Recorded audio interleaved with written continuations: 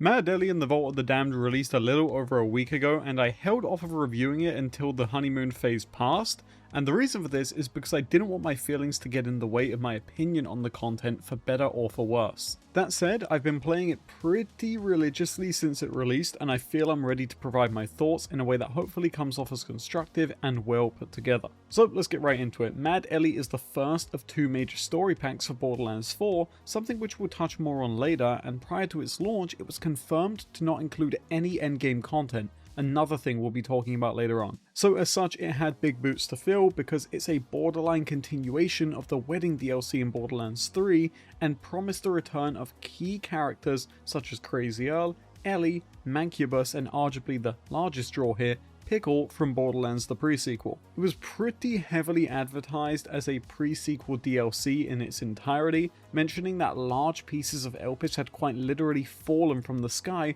following the events of the main storyline. We got looks at Kragans, Lost Legion mech suits, and even the monolith from Elysir, which is undoubtedly the easiest way to get a fan from the pre-sequel to buy this DLC, given that the consequences of opening the Elysir vault was quite literally the catalyst for the birth of the handsome Jack persona. So it's not out of the ordinary if you, much like me, thought this DLC may also see some surprises such as returning set of Guardian enemies, a focus on a greater galaxy, or even the Sentinel himself. I always thought Elysir as a location felt rather unexplored, so no doubt you'd have a lot to look forward to when the centerpiece of it falls down onto Kairos, or that's what you would think going into this DLC. Starting off, we're instantly given the quest objective to find Ellie as we move through an extremely thick world fog, and this is here to add atmosphere, but also in my opinion it's here to make the world feel a lot larger than it actually is in the Whispering Glacier, which is the new map of this expansion, which just so happens to be an entirely new map zone. It's not like a small subsection of Kairos. This is almost the same size as Carcadia Burn or Terminus Range. We're showing off our first piece of TPS inspired set pieces with a decal that reads "Piss off Zarpedon," which is a nice nod to the source material.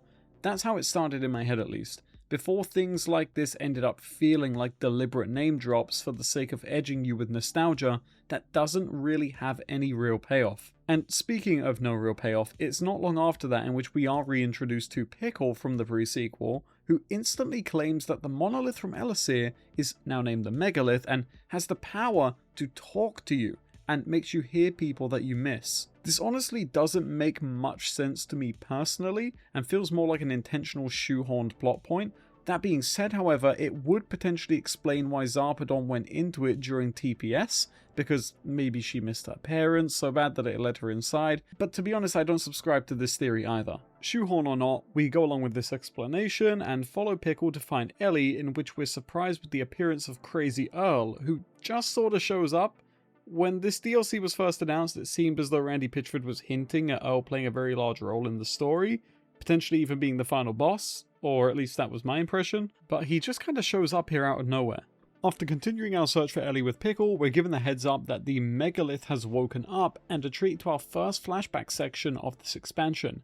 These are short, narrative-driven interactive cutscenes which show up frequently throughout the story, and the devs mentioned that they were going for a horror feel with these and wanted the DLC to feel slightly scary in a way. I can only imagine what they were referring to in these cutscenes, but sadly, for me, I feel like they completely missed the mark. It's not that they don't try enough, nor is it that I don't want these scenes to scare me, I just don't think it works well in a Borderlands game.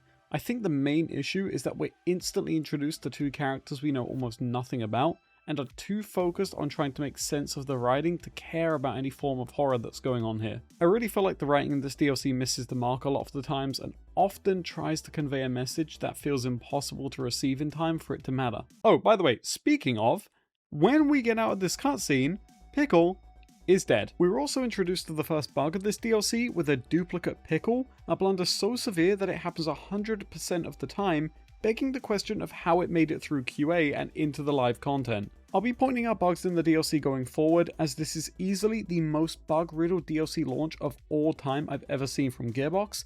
It's extremely disappointing to see, and even more disappointing is that a bug affected the Epic Game Store players for 4 days after the launch of this DLC, in which they quite literally could not play the content they purchased. This resulted in a patch which was needed to fix this issue. So 4 days, you could not play what you paid for. Now, to keep things simplified, here's a list of all the major bugs I compiled over the first week of play in this DLC. I'm sure there's more, but these are all I could pull together. And I'm sure like some of these have been fixed as well, but regardless, they were here.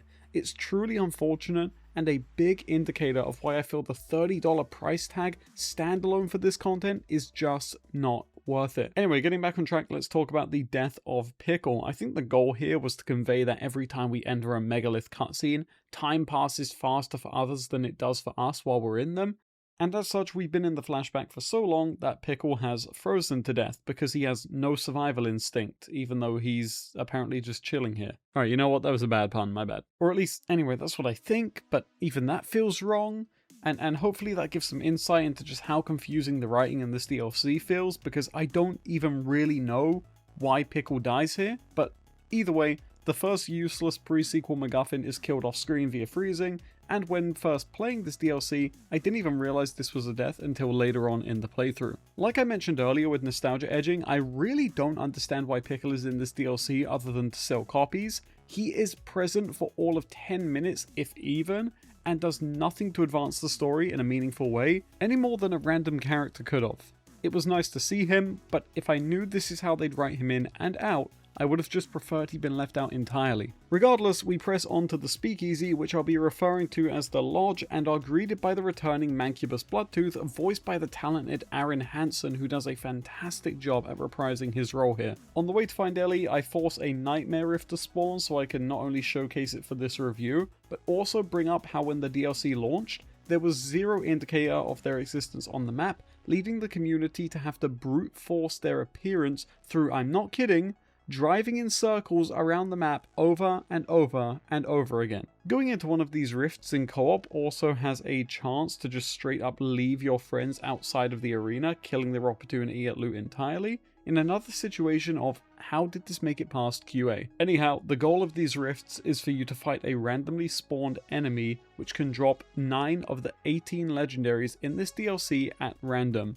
It doesn't feel bad as a concept, but I will say that I'd much rather them just have 9 enemies spread around the map for me to find and farm on my own. The most fun part of this DLC has been having a new place to spend time in outside of the default Kairos regions, and the previously mentioned Lodge has quickly become my favourite hub to relax in when I'm in between runs or switching out my build. So the fact that there isn't more to do in this world is a real shame, since most of my farming time has been spent at Crazed Earl so far, who we'll get to here soon. So as we continue through the DLC, we end up at the Sugar Factory, another callback to an enemy from the pre-sequel, and in this game, they are delegated to just being glorified grapple points, which feels extremely lame, and I honestly think just returning them as actual enemies would have helped this DLC stand out more, and could have opened doors to a potential invincible fight. But like a lot of BL4, could've is exactly where that conversation starts and ends. Soon after that, we move on to the It Grows Below mission, where we get introduced to a new character named Daphne.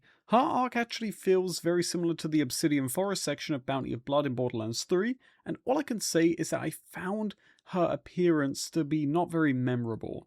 To her credit, however, she didn't feel forced, and I wasn't bothered by her part of the DLC. I just found it to be unremarkable is all, which you can make of that what you will. The whole crescendo of this section ultimately ends in a crazy boss fight, but before we get to that, I want to talk about a real pain point with this DLC's mission design, in that the objectives oftentimes result in the same objective: kill enemies. I can't begin to tell you how boring and uninspired this feels. I don't mind this popping up from time to time, but in the 2 hours I ran this DLC for on a level 30 character, I found over 16 objectives where all you need to do is clear an area. It's dated, it feels forced, and drove me to the point of boredom numerous times during my playthroughs. In the future, I'd love to see more creativity from missions, or at the very least, spawn these enemies ahead of time, and if they're killed before we reach that objective marker, it skips over it entirely, although I know that may be a little too complicated for them to pull off. In its current form though, the missions feel intentionally constricting and padded, to put it simply. Nonetheless, after finding Earl has truly gone crazy, we engage in a pretty sick boss fight that results in his death, and I found this to be a ton of fun. The set design reminds me a lot of Dr. Ned's from Borderlands 1, which felt like a tasteful callback, at least if it was done intentional. He also dropped some pretty good items, which really helps with the overall feeling you have when looking back on an encounter. Unfortunately, I still just don't see any good reason for why Earl had to be in this DLC, other than for a nostalgic pop, which in my opinion, he adds nothing of value except for a cool fight, which isn't character exclusive. It just feels like yet another example of this DLC being filled with MacGuffins which feel like they're here just to be here. And so with Crazy Earl out of the way, we move on to the last act of the DLC, in which we're following Captain Willis, the main protagonist of this DLC, into the Megalith storm so that we can stop him from, honestly at this point I got completely lost, and even on my second playthrough of the DLC I still feel completely lost at this point, despite following the dialogue. Following some more filler mobbing sections and a cutaway scene, we arrive at the control room where we get our first look at the Megalith in person with what has to be one of the most stunning environments yet in a Borderlands game. The color grading, the set dressing, and the overall art direction here is absolutely beautiful, and in my mind, this is the perfect setting for some form of endgame activity. Of course, that isn't what this is, and after the mum and daughter dynamic continues to heat up between Moxie and Ellie, we find out that Moxie has taken off alone into the Megalith to finish this once and for all, meaning we of course are given the task of catching up to her. However, when we arrive, the Megalith quite literally splits in half, sucking her inside due to having possession of the stone, which again, feels like another useless MacGuffin in this expansion. If I was supposed to know how Ellie got the stone by now, why the Megalith wants it, and why it gave the power to the Megalith to suck someone inside using it as a handle, it's completely lost on me. And while you might argue that this is proof I didn't pay attention to the expansion, I would argue that it's proof that this DLC's narrative is trying to be simple to follow, but it tells a story in such a fragmented way that it makes it hard to follow, even if you pay close attention. I asked at least 3 other people who played this DLC if they had any idea what was going on in the story at this point, and not a single person could truly explain anything about it, which only reinforces my prior statement and feelings about this story. Although I'm sure this is going to bring with it a whole host of people in the comments telling me how wrong I am, so go ahead. Moving on, we enter the Megalith with Moxie and find that the inside looks nothing like Elisir from the vault in the pre-sequel. Again, I have no idea why this is, and I wish I did. I will say that the environment is cool though, so that's a plus. And we're taken by surprise again when the boss is revealed to be a Lost Legion power suit with an alien inside. So let's play a game in the comment section down below. I want to hear your thoughts on what the monolith in Elisir was. Did you always think it was a vault, or just a random area? While I know that it seems kind of far-fetched, I really did expect to see perhaps a returning Sentinel playing the Puppet Master here, or some form of huge grand scale boss to truly justify the return of such an iconic set piece in the Borderlands franchise. Instead, what we got was a plain fight which left me feeling underwhelmed in an already underwhelming piece of content. And to top it off, when all is said and done, we get a mother-daughter speech again between Moxie and Ellie, as that's the focus of this DLC, in which Moxie reveals that Ellie's father identity is a man named Elliot. Right. There appears to be no deeper meaning or implication here, as Moxie all but spells out that the fella was just some random nobody that she fell in love with. I was really expecting a big reveal here at the end, especially since they waited until this moment to reveal it. And honestly, at this point, the secrecy of the reveal even had me questioning if somehow Handsome Jack would find himself weaved into an already callback-heavy DLC. Instead, what we got was a reveal that leads to a cringy back and forth, only to be followed by the player capping off this DLC by saving Captain Willis' son, Robbie. For those unaware, this character was originally known as Scooper in Borderlands 3, the son of Scooter. At some point during development, however, he was cut from the story, and it seems that the decision was made during Borderlands 4 to reuse his model for a new child character known as Robbie. This isn't a new thing. In Borderlands 3, Ava's design was initially Izzy from Wonderlands, and Izzy, of course, obviously ended up becoming Izzy. So that's pretty cool, but while I personally never bought into the hate for Ava, seeing it as forced and quite frankly over-exaggerated, I will say that my initial reaction to Robbie in the ending scene was that he came across as just really annoying, and not in a natural way. I actually feel like they did it pretty well with Ava, but I can't say the same here. It feels like everything Ava was said to be is exactly what this character came across as to me personally. I really wanted to like this character, but sadly my thoughts coming out of the DLC is that I hope Robbie is left as a one-time appearance and we move on to the next DLC with a new, unique story that introduces a new, more likable cast as well. And so as we move on into the ending portion of this review, if it feels like I've been too harsh or too negative on my coverage of this DLC, I really apologise. It's not a feeling I want to instill in the viewers, but the reality is, and the reality of this DLC, is that it retailed at a standalone price of $30, with no option for a standalone purchase of just the Cash Vault Hunter, who no doubt is the reason most people jumped into this update, and no doubt is the reason people are still playing because of. And while this video is designed to be a review for the story pack and not cash, I do still hold the opinion that cash should be a standalone purchase for $15, as should this DLC. It's a nostalgia MacGuffin filled adventure into a map that is quite frankly miserable to explore, riddled with bugs, has 9 drops locked behind another lousy world event, has missions filled with the clear the room objective plague, and that's excluding the side mission content, and a payoff in the story which doesn't even feel worth your time.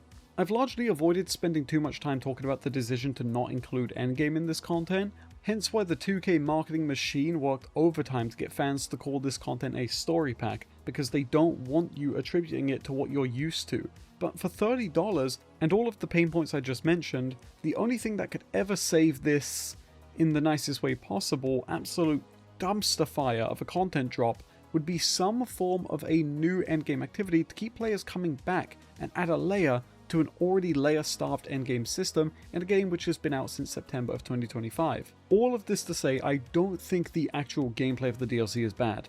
I just don't think it's very good. And any critic reviewing this as a Borderlands 4's last chance would probably tell you the exact same thing. It doesn't do anything to reinvent the wheel, it doesn't add anything new that the base game doesn't already have to offer, it's just more of the same. And as for the bugs, once again, it's actually shameful how many this content went live with, and at numerous stages had me battling a never-ending debate in my head of who is at fault here between QA or the hands-on dev team who made the content. The DLC feels like it dropped the ball massively, and without cash I honestly can't tell you where I would rank it, but I certainly would not tell you to spend $30 on it in an economy where gamers are already having to skip games due to the competitive nature of the market and its pricing of titles. Do I feel like anything's going to change? No, not really. I can't say that I do. Story Pack 2 will most likely also be dropping with another new Vault Hunter, and they're going to rely on that to bring in sales as opposed to taking in the feedback in this video and others to implement. But if I'm wrong, I'll be happy. So here's hoping that is the case. Anyhow, that's going to do it for my review. I hope it helped you out, and if you're a developer watching, hopefully this gives you some good feedback on where to go next. Thanks for watching, and I'll check you next time.